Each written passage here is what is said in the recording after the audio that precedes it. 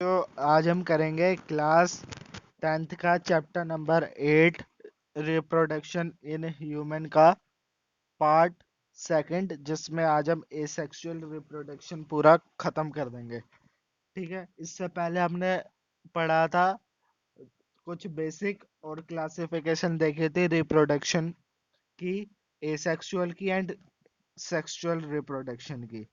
तो आज हमें क्या पढ़ रहा है? आज हमें पढ़ रहा है सेक्सुअल रिप्रोडक्शन। तो आइए शुरू करते हैं। सबसे पहले आज हमें पढ़ना है वो है फिजन।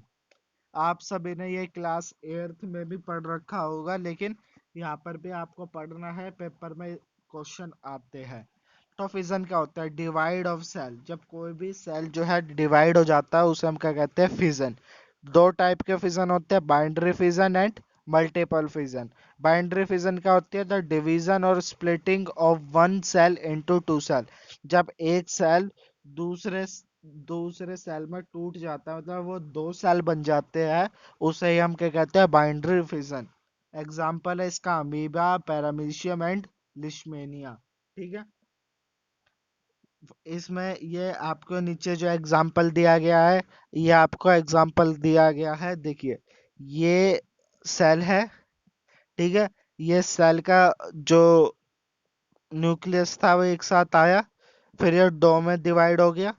ठीक है, फिर ये दो आपको यहाँ पर अलग अलग दिख रहे होंगे, मतलब टूटने वाले हैं, और ये बाद में जो है यहाँ आके टूट गए, तो मतलब एक सेल से दो सेल बन गए। तो इसे ही हम क्या कहते हैं? Binary fission. और जबकि मल्टीपल फिजन में क्या होता है कि एक सेल से मल्टीपल सेल बनते हैं। एग्जाम्पल प्लाज्मोडियम, कि यह एक बड़ा सा सेल है, इसके अंदर ये छोटे छोटे सेल जो है डेवलप्ड होने लगे, और उसके बाद ये सेल ब्रस्ट कर जाएगा, मतलब फट जाएगा, और ये सारे सेल इसके जो है बाहर आ जाएंगे, और ये अलग अलग नया पेरेंट सेल बन जाएंगे। इसे ही हम क्या कहते हैं? Multiple fission. एग्जाम्पल है इसका प्लाज्मोडियम। इसके बाद आते हैं बर्डिंग। बर्डिंग क्या होता है? A new organism developed from an outgrowth and bud। ये क्या होता है कि एक ऑर्गेनिज्म रहता है जैसे ये आपको है, लेकिन उसके बाहर आउटग्रोथ में जो है एक बर्ड पैदा होने लगता है, एक कुछ आउटग्रोथ होने लगती है उसके बाहर। जो ये आउटग्रोथ आपको दिखाई गई है, इसे ही हम क्या कहते हैं? इसे ही हम कहते हैं बर्डिंग। ठीक है, इसका एग्जाम्पल आपके पास है हाइड्रा एंड ईस्ट, जो है इसका एग्जाम्पल है। हाइड्रा का एग्जाम्पल ये आपको दे रखा है, बर्डिंग से जो वो करता है, सबसे पहले पेरेंट हाइड्रा है ये। ठीक है, फिर इसके अंदर ये बर्ड डेवलप्ड होने लगा, फिर ये थोड़ा और डेवलप हुआ, और फिर ये इससे ब्रेक हो गया, अलग हो गया, और ये नया हाइड्रा बन चुका है। ठीक है, इसके बाद जो हमारा अगला आता है, अगला आता है हमारा स्पोर फॉर्मेशन। स्पोर फॉर्मेशन क्या होती है कि एक जो पेरेंट सेल है ना, वो 1000 ऑफ स्पोर्स बना देता है, जो कि इंडिविजुअली एक प्लांट के रूप में ग्रो कर जाते हैं। इसका एग्जांपल है राइजोबस एंड फंगस, जो है इसका एग्जांपल है। फॉर एग्जांपल, ये जो है एक स्पायर राइजोबस है, और ये इसके अंदर बहुत सारे छोटे छोटे छोटे छोटे सेल हो गए, और जब ये छोटे छोटे सेल हुए, ये क्या है? ब्रस्ट कर जाएगा, और ब्रस्ट करने के बाद जो 1000 ऑफ स्पोर्स है इसके, वो फैल जाएंगे। जैसे फॉर एग्जांपल राइजोबस जो है एक ब्रेड के ऊपर होगा, और ब्रेड के बाद जो है वो पूरा में फैल जाएंगे, और पूरे ब्रेड को जो है वो स्पॉइल कर देंगे। ठीक है, ये होता है हमारा स्पोर फॉर्मेशन। इसके बाद अगर हम आगे बढ़ते हैं, तो आगे हमें पढ़ना है फ्रेगमेंटेशन। फ्रेगमेंटेशन क्या होता है? Fragmentation of a plant break off developed into an entirely new but genetically identical individual. इसका मतलब क्या है कि कोई एक चीज है, ठीक है, कोई एक चीज है, और वो टूट गई है दो हिस्सों में। फॉर एग्जाम्पल, ये मेरे पास स्पायरोगैरिया है, ये टूट गया, ठीक है, दो हिस्सों में। तो ये क्या होगा? एक स्पायरोगैरिया अलग और एक स्पायरोगैरिया अलग। ये आप दो पेरेंट सेल बन गए, मतलब एक पेरेंट सेल से दो टूटे और अलग अलग सेल बन गए। इनका अंतर कोई ग्रोथ नहीं हुई है, जो ये जैसे टूटे ये दो अलग अलग सेल बन गए। इसे हम क्या कहते हैं? Fragmentation. Example spirogyra and lichen. इसका रीजनरेशन क्या होता है बच्चे? जो है फ्रेगमेंटेशन एंड रीजनरेशन में कंफ्यूज होते हैं। इनका डिफरेंस भी मैं आपको एंड में बताऊंगा, लेकिन सबसे पहले पढ़ते हैं कि रीजनरेशन होता क्या है। The regrowth of a damage और missing organ part from the remaining tissue, they have specialised regenerative cell.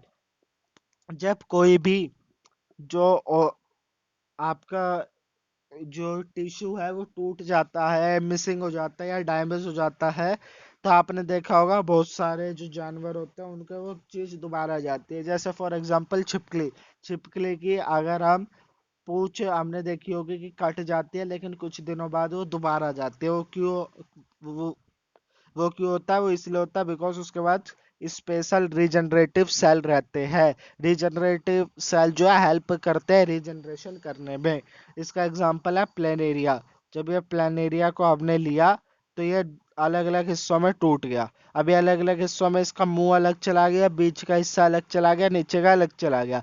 ये बीच वाला भी नया प्लेनेरिया बन गया, ऊपर वाला भी प्लान एरिया बन गया, और जो नीचे था वो भी प्लान एरिया बन गया, न्यू प्लान एरिया। ठीक है। इसके बाद इन दोनों में डिफरेंस क्या है? What is difference between fragmentation and regeneration?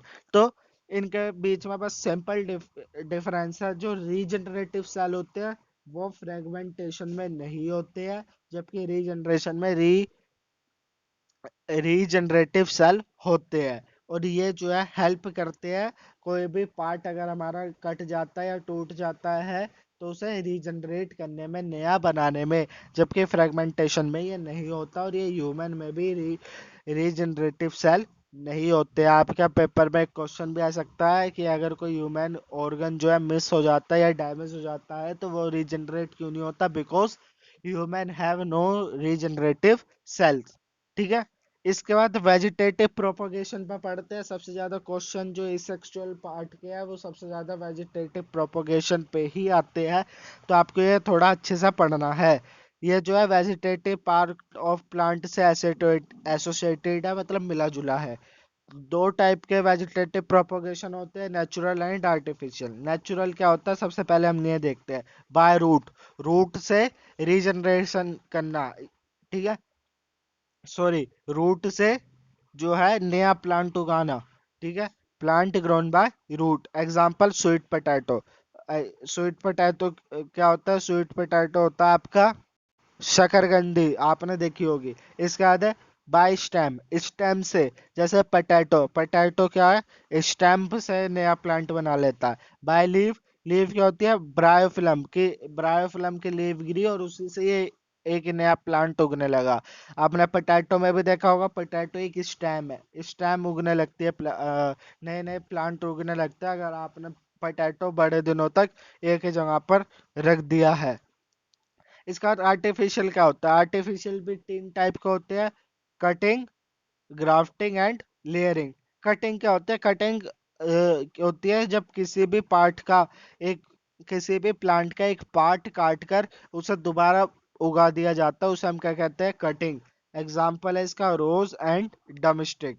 इसके बाद ग्राफ्टिंग क्या होती है? ग्राफ्टिंग होता है एक्सचेंज कर दिया पार्ट, कि मतलब ऊपर तो आपने नए प्लांट का पार्ट है, नीचे दूसरे प्लांट का पार्ट लगा दिया और दोनों को जोड़ दिया और उससे क्या हो गया? नया प्लांट उग गया। इसे हम कहते हैं ग्राफ्टिंग। ठीक है।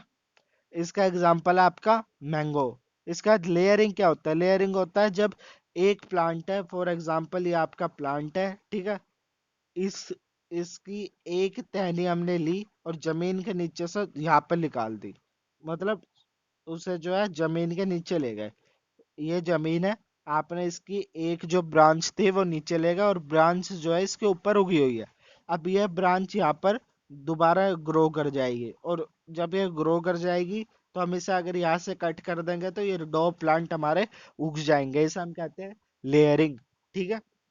इसका एडवांटेज क्या है और डिसएडवांटेज क्या है, ये लास्ट टॉपिक है हमारा। इसका बाद सेक्सुअल खत्म हो जाएगा। अगली वीडियो में हम करेंगे सेक्सुअल रिप्रोडक्शन। ठीक है। एडवांटेजेस है, ये सेम एज पेरेंट्स होता है, इन पे सेम कैरेक्टरिस्टिक्स होती है अपने पेरेंट्स की जगह। मैच्योरिटी बहुत जल्दी आती है इनके अंदर, मतलब छोटी सी उम्र में ही आपको फल फ्रूट देने लगेंगे। इसके बाद क्या है?